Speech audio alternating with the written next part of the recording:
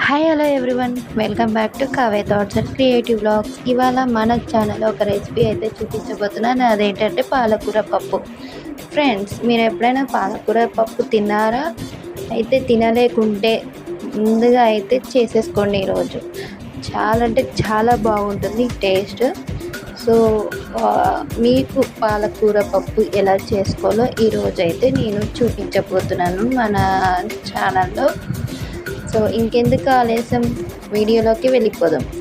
First ఒక cooker తీసుకోండి. కుక్కర్లోకి 1 పావు కందిబ్యాలు వేసుకోండి. తర్వాత వాష్ చేసేసుకొని 2 గ్లాస్ వాటర్ అనేది వేసుకోవాలి. నేను ఇలాంటి గ్లాస్తో వాటర్ వేసుకుంటున్నాను. 2 గ్లాస్ వాటర్ వేసుకుంటున్నాను. తర్వాత మనకి 3 వెజిటేబుల్స్ కావాలి. ఫస్ట్ మెయిన్ పాలకూర ఒక కట్ట తీసుకుంటున్నాను నేను ఇక్కడ. సో కట్ చేసుకొని వాష్ చేసుకొని పెట్టుకోండి. నేను ఆనియన్స్ అండ్ మిర్చి అయితే కట్ చేసి పెట్టుకున్నాను. మీరు కందిబ్యాలు అయితే ఎంత క్వాంటిటీ తీసుకున్నారో అంత మిర్చి అయితే కట్ చేసి పెట్టుకోండి.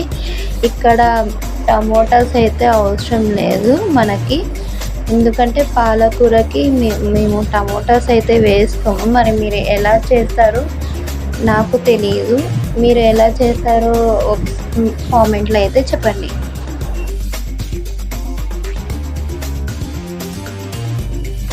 చిటికెడంత టర్మరిక్ వేసుకొని, పసుపు, తర్వాత కట్ చేసి పెట్టుకొని వాష్ చేసుకున్న పాలకూరని వేసుకోండి.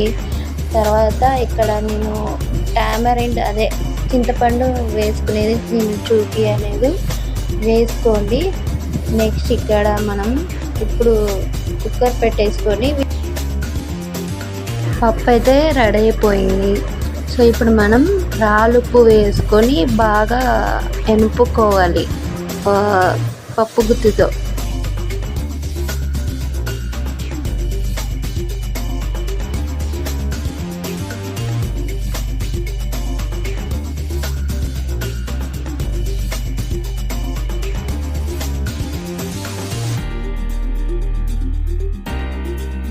పప్పు అయితే రెడీ అయిపోయింది. నెక్స్ట్ ఇప్పుడు మనం పోపు పెట్టేసుకుందాం.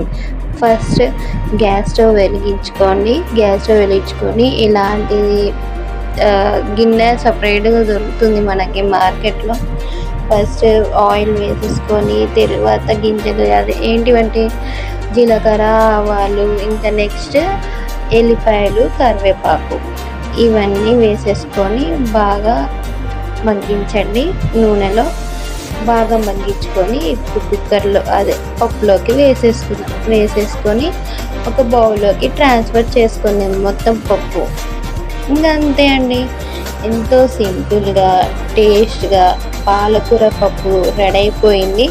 మీరు ఎప్పుడైనా ట్రై చేయకుండా వెంటనే ట్రై చేయండి. ఇంకా అలానే కామెంట్లో ఎలా ఉందో టేస్ట్ చేసి చెప్పండి.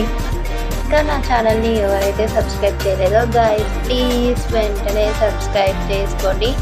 ఇంకా అలానే నా రెసిపీ కనుక నచ్చితే ఒక చిన్న లైక్ ఇచ్చి వెళ్ళండి.